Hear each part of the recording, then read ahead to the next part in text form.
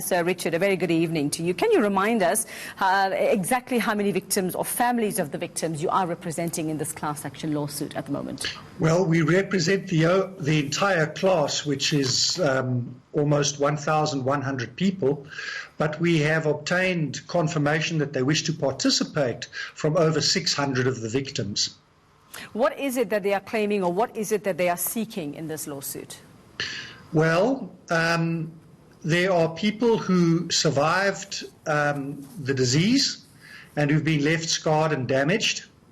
There are a large number of women who miscarried after contracting the disease while pregnant.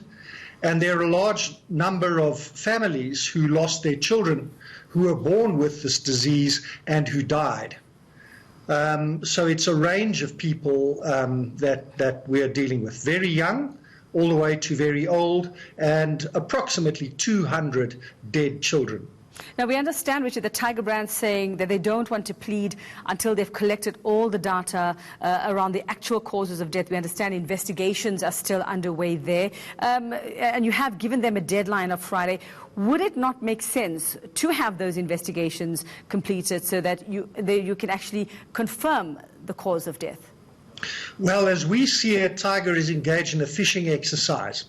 They've basically issued subpoenas against every laboratory in the country and said to them, show us what tests you've done for listeriosis and give those to us. What they're really looking for is they're looking for some kind of evidence that might suggest that they are not the only party responsible, that there may be somebody else responsible. But they have zero evidence of this, and it is purely a fishing exercise on their part. And that's why we're being so strict and saying, look, we're not interested. It's not your business to fabricate defenses or to hope for defenses. You must plead on the information that you've got, and you must plead now.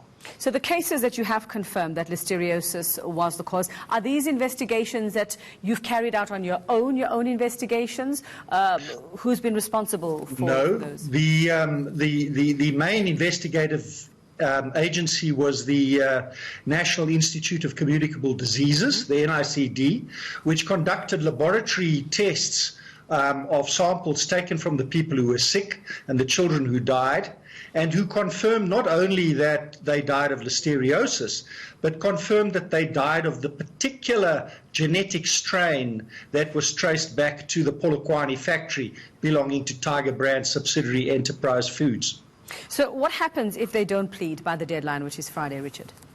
Well, then they are barred. They are not allowed to plead, and we can ask the court to give a judgment against them on the merits. It will be up to them to file an application and explain their failure to plead and ask the court for an extension of time.